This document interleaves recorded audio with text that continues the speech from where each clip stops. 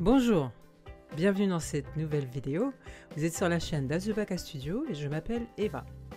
Dans cette vidéo, j'ai vraiment envie de vous parler de plusieurs choses concernant le développement personnel et donc le développement de l'entrepreneur ou du créateur pour votre marque personnelle que vous êtes. C'est mon cas. Évidemment, en tant qu'entrepreneur, en tant que créateur de contenu, j'ai eu besoin de faire un travail sur moi-même pour dépasser certains stades et évoluer toujours vers une meilleure version de moi-même afin d'atteindre aussi des objectifs que je m'étais fixés. Et donc j'ai envie de partager ça avec vous parce que c'est très essentiel, très important d'avoir la maîtrise de soi, de comprendre qui on est, comment on fonctionne pour pouvoir changer, se modifier, se modeler et atteindre les objectifs qu'on s'est fixés.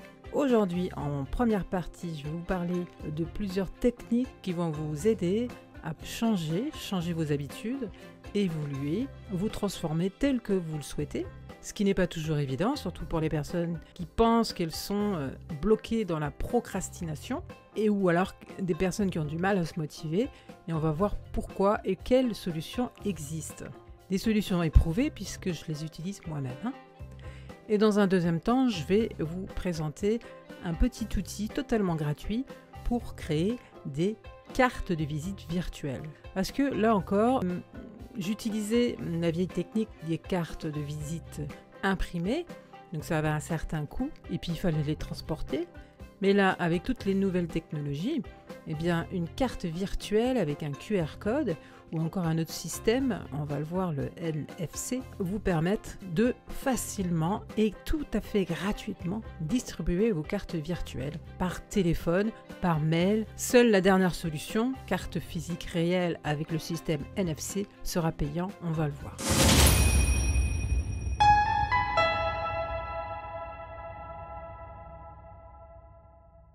Il y a tout d'abord 5 niveaux à identifier et à modifier. Donc 5 niveaux, d'accord ? À chaque fois que vous voulez apporter un changement dans une de vos habitudes, dans un de vos comportements, vous devez vous poser les questions suivantes.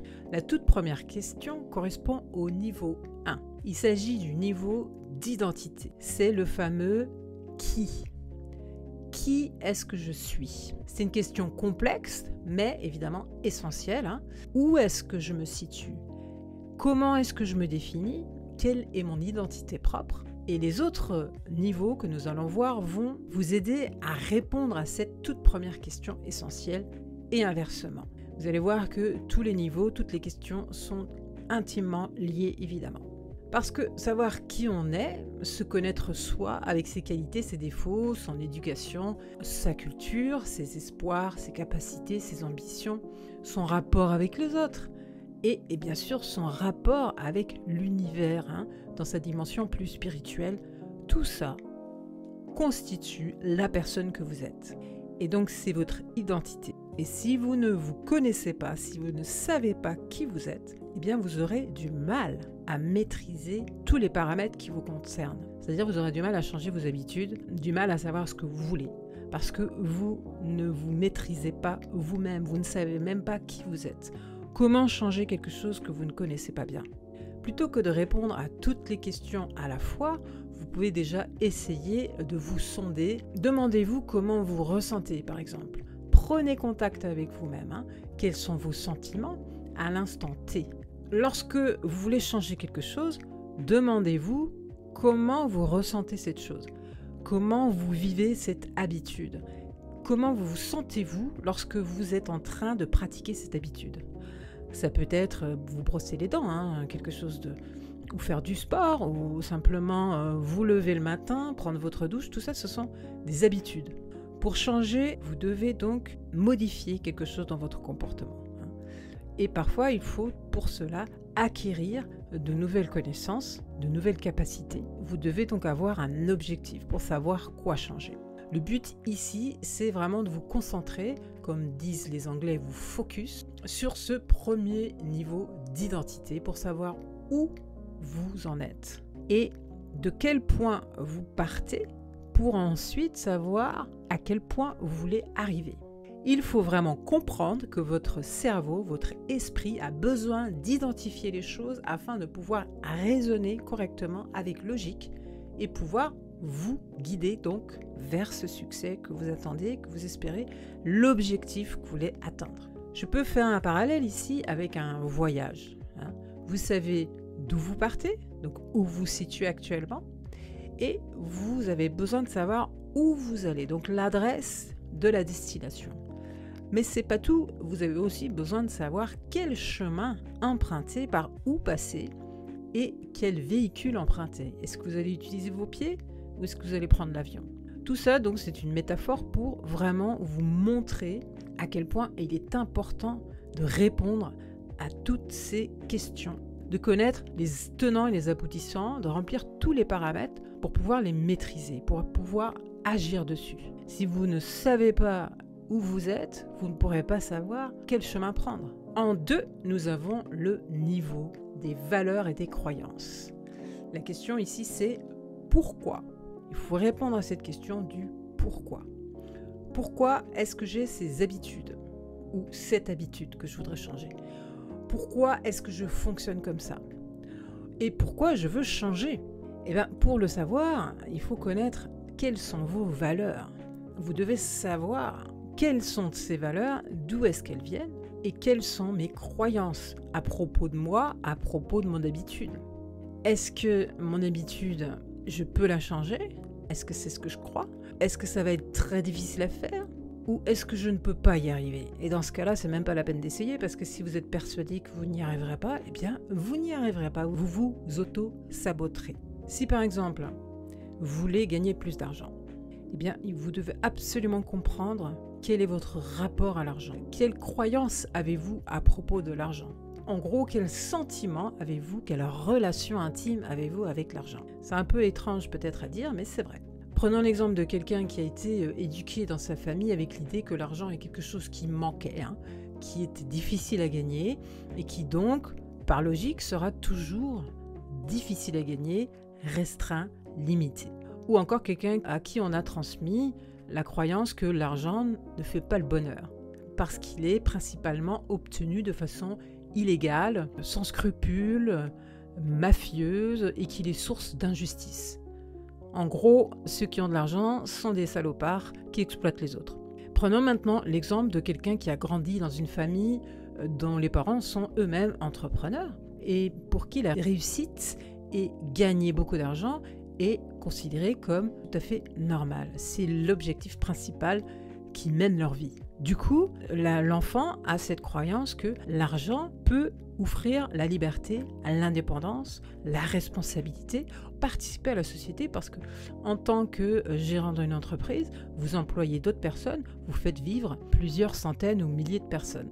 Vision très positive ici de l'argent. Ce sont vraiment deux croyances totalement opposées et vous comprenez tout de suite la logique qu'il y a dans leur antinomie, c'est-à-dire l'un mène à l'échec et l'autre mène à la réussite de façon pratiquement irrémédiable. C'est très très utile de mesurer les choses, de leur donner une note par exemple. Vous pouvez identifier votre note vis-à-vis de l'amour pour l'argent de 0 à 1 par exemple. Et selon la note que vous attribuez, vous allez vous rendre compte à quel point vous aimez, vous détestez l'argent. Si vous détestez l'argent, il y a peu de chances que vous arriviez facilement à en gagner. Le niveau numéro 3, eh bien, c'est le niveau des habitudes, des comportements. C'est-à-dire à répondre au quoi. Que devez-vous changer? Vous voulez changer, ok, mais qu'est-ce que vous voulez changer chez vous? Encore une fois, vous devez vraiment identifier les choses, en prendre conscience pour que votre cerveau puisse comprendre de façon logique à quoi il a affaire. Vous connaissez certainement cette phrase, la connaissance c'est le pouvoir. J'y apporterai une petite modification en disant la conscience est le pouvoir ou donne le pouvoir sur la chose que vous avez conscientisée. Pareil à votre identité et à votre objectif, vous devez savoir précisément ce que vous voulez changer chez vous pour pouvoir le changer. Si je reprends l'exemple de l'argent, ce n'est pas la même chose de dire je veux gagner de l'argent, plus d'argent, et donc je veux changer d'emploi pour ça, que de dire je veux gagner 5 000 € par mois dès le mois prochain, et pour cela je dois me faire embaucher comme codeur informatique, par exemple, dans l'entreprise X ou Y. Vous voyez, le premier exemple est assez flou, vague, alors que le second exemple est beaucoup plus clair, précis. Et ça fait toute la différence. Parce que là, vous avez clairement dessiné sur la carte la route que vous voulez prendre et le moyen d'y arriver. Tous les changements ne prennent pas le même temps et le même nombre d'efforts. Donc là aussi, si vous avez l'intention de faire de grands changements, il vaut mieux changer de façon progressive. Ce qu'on appelle la technique pas à pas ou petit pas. Pour n'importe quelle habitude, vous avez des automatismes. Alors, pour changer une habitude, il faut en fait un petit peu enrayer cet automatisme. Par exemple, si vous voulez commencer par faire un changement vraiment mineur comme boire un verre d'eau citronnée le matin, eh bien il va falloir comprendre que avant de pouvoir boire ce verre d'eau citronnée le matin, il faut d'une part que vous ayez des citrons, d'autre part que votre verre soit disponible, que l'eau, eh bien à la limite, elle soit de la meilleure qualité possible. Et pour vous aider à instaurer cette nouvelle habitude, vous allez pouvoir par exemple préparer déjà le citron, préparer le verre, voilà, poser tout ça sur la table ou vous mettre une alarme sur votre téléphone ou encore un post-it sur votre miroir de salle de bain, etc. Il faut vraiment mettre toutes les chances de votre côté et donc utiliser toutes les stratégies possibles pour vous amener, si vous n'avez pas la rigueur et la discipline de le faire vous-même, la motivation, ce n'est pas quelque chose qui vient comme ça, c'est quelque chose qu'on provoque. Ça nous amène au niveau 4, c'est le niveau des capacités. Ça répond au comment. Comment puis-je changer? Vous devez donc savoir quelles sont vos capacités ou quel est votre niveau de capacité sur telle ou telle compétence ou connaissance. Là encore, il s'agit de vraiment identifier les choses pour pouvoir les mesurer. Il s'agit donc ici d'être capable de dire quel est son niveau avec confiance. Est-ce que vous avez aussi confiance en vos capacités? Ça, c'est une notion très très importante. Quel est votre niveau d'estime de vous-même, de confiance en vous?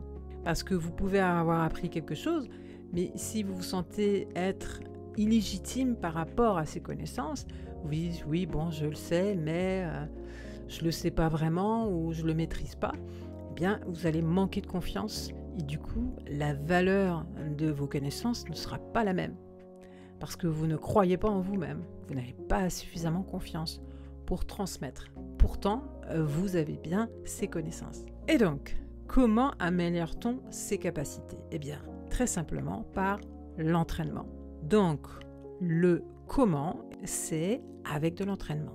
Mais quel entraînement? Entraînement, d'accord, mais quel entraînement et à quelle fréquence? Et quel doit être le contenu de cet entraînement? Donc tout ça, ça fait partie du comment. Si je reprends l'exemple sur l'argent, ce n'est pas la même chose de vouloir gagner de l'argent activement que de vouloir gagner de l'argent passivement, par exemple. Ce ne seront pas les mêmes compétences ni les mêmes connaissances dont vous aurez besoin. Dans le premier cas, il va s'agir de créer une activité rémunératrice ou de travailler pour un employeur ou encore d'avoir des clients. Alors que dans le second cas, ce sera plutôt en investissant, en vendant quelque chose ou encore en prêtant de l'argent et en ayant des intérêts en retour. Dans les deux cas, si vous n'avez pas les compétences requises, vous n'y aurez pas accès.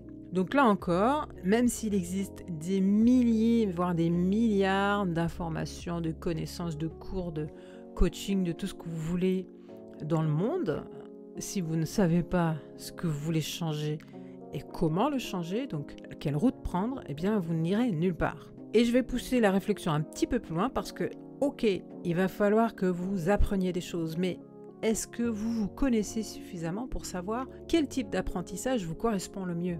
Parce que ça aussi, c'est important de savoir comment vous apprenez. Quelles sont vos capacités personnelles? Alors, il ne s'agit pas de vous juger. C'est pas parce que vous apprenez d'une telle manière ou d'une autre que vous êtes nul, ça n'a rien à voir. Il n'y a pas de mauvaise façon d'apprendre, il n'y a que la bonne façon d'apprendre qui vous correspond, d'accord? Ça, c'est très très important aussi à comprendre. Si vous êtes quelqu'un de plutôt visuel, eh bien peut-être qu'une vidéo va vous convenir, ou de lire. Si vous êtes quelqu'un qui est plutôt doué pour apprendre dans l'action, Alors, juste être là à écouter un cours ou regarder une vidéo, ça ne va pas le faire. Il va falloir que vous ayez un coach et qui vous donne des choses, des exercices pratiques pour que vous passiez à l'action. Peut-être que vous êtes quelqu'un de très autodidacte et dans ce cas-là, être avec d'autres en classe, avec un prof, ça ne vous convient pas du tout. Vous préférez apprendre seul. Donnez-moi juste les infos et je me débrouille. Ou au contraire, vous avez absolument besoin d'être accompagné et dans ce cas-là, un coaching personnalisé sera parfait pour vous. Vous voyez, tout ça, ce sont des méthodes.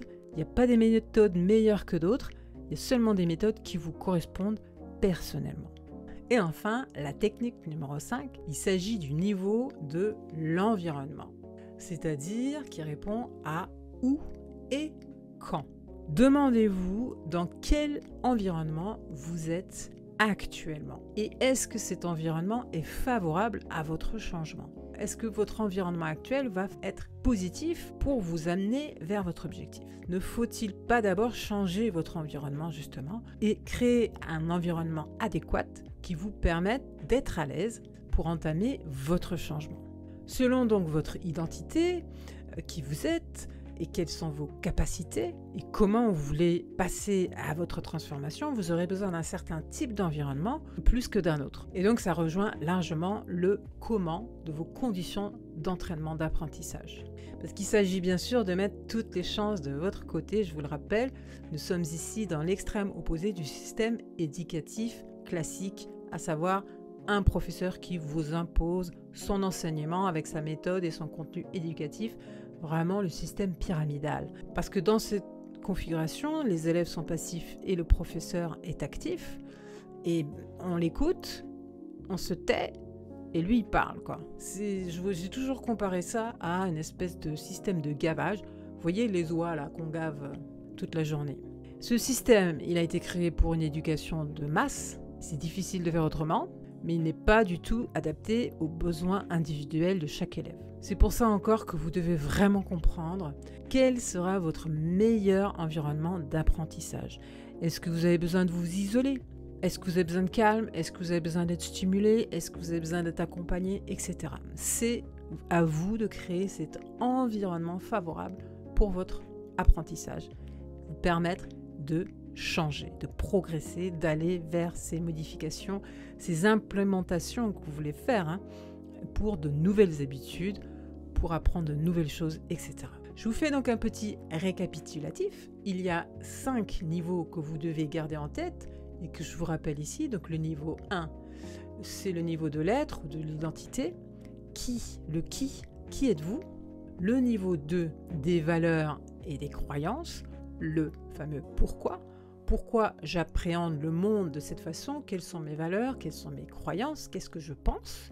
Le numéro 3, c'est le niveau des comportements, des habitudes. Le quoi? Qu'est-ce que je dois changer? Quelles habitudes doivent changer? Et comment dois-je changer?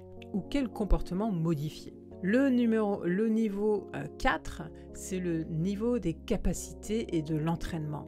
Le comment? Comment je peux changer? Quelle voie dois-je suivre? Qu'est-ce que je dois changer chez moi et quels moyens dois-je mettre en place? C'est-à-dire la route que je dois emprunter, le comment je dois y accéder. Le niveau 5, c'est le niveau de l'environnement. On vient de le voir, le où et le quand. Dans quel environnement dois-je me trouver et à quel moment pour pouvoir changer plus efficacement?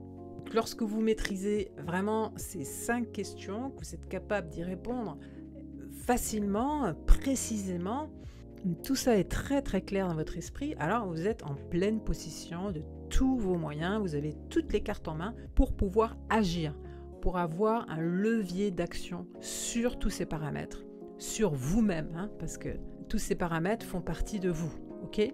Je vous conseille vraiment d'écrire ces 5 niveaux et les 5 questions qui sont liées. Il s'agit du qui, pourquoi, quoi, comment, où et quand.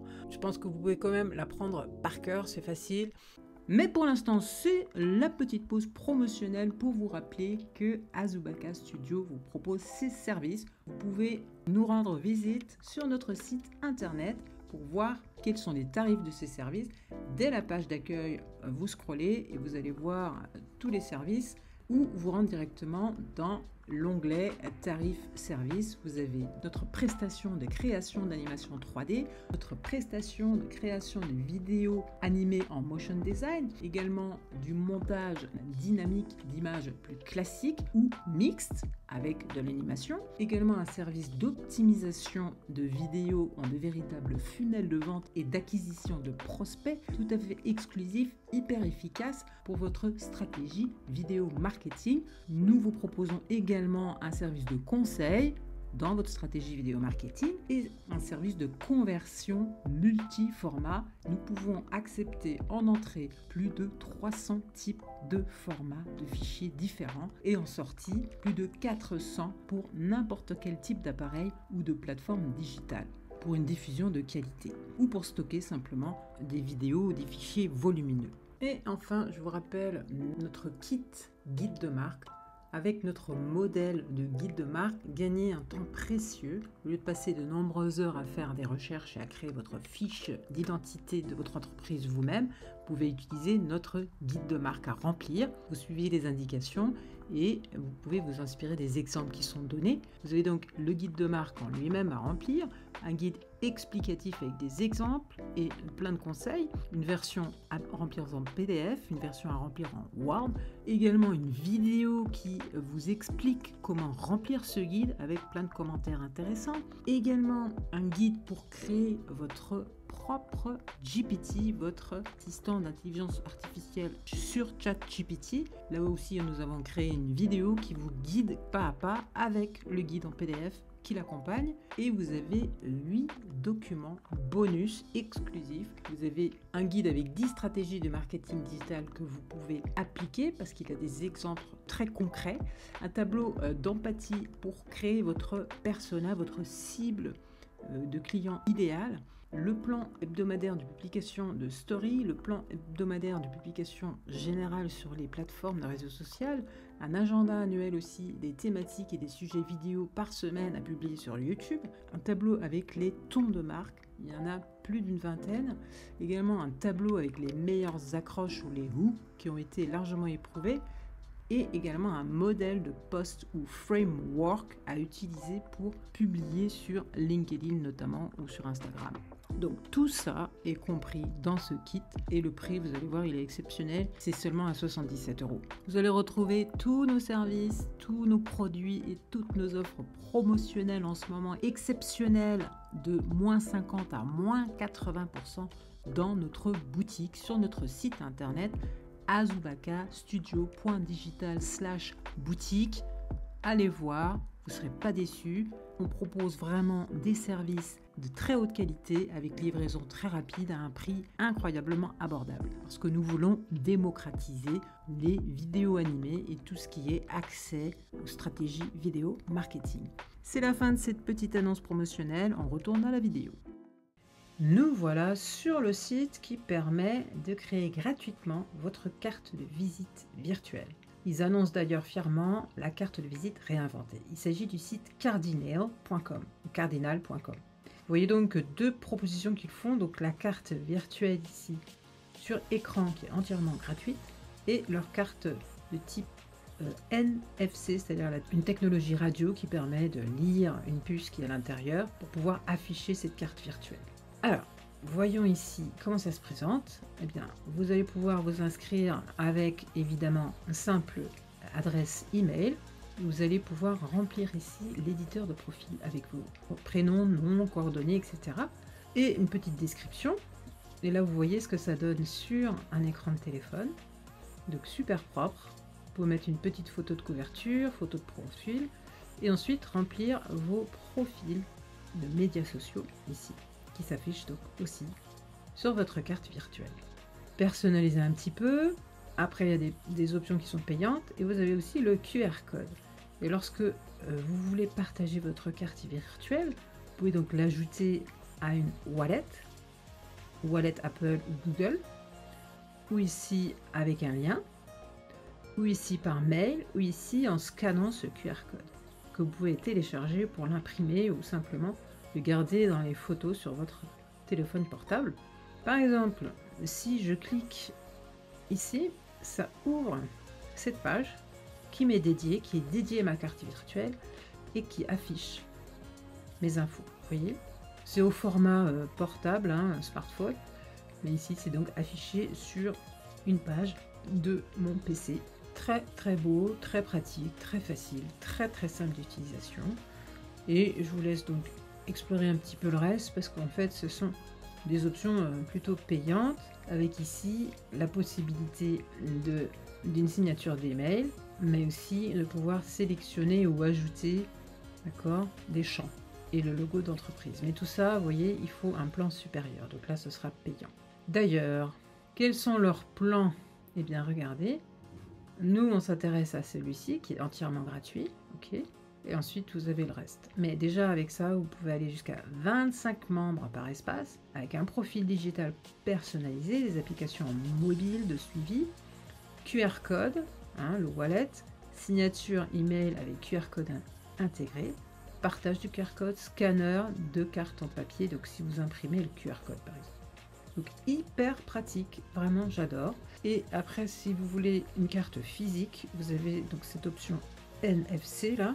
NFC qui correspond, en anglais c'est Near Field Communication ou la communication en champ proche, CCP. C'est une technique de communication sans fil à courte portée et à haute fréquence qui permet l'échange d'informations entre des périphériques jusqu'à une distance d'environ 10 cm. C'est exactement comme votre carte bancaire pour payer juste en posant votre carte sur le lecteur de carte.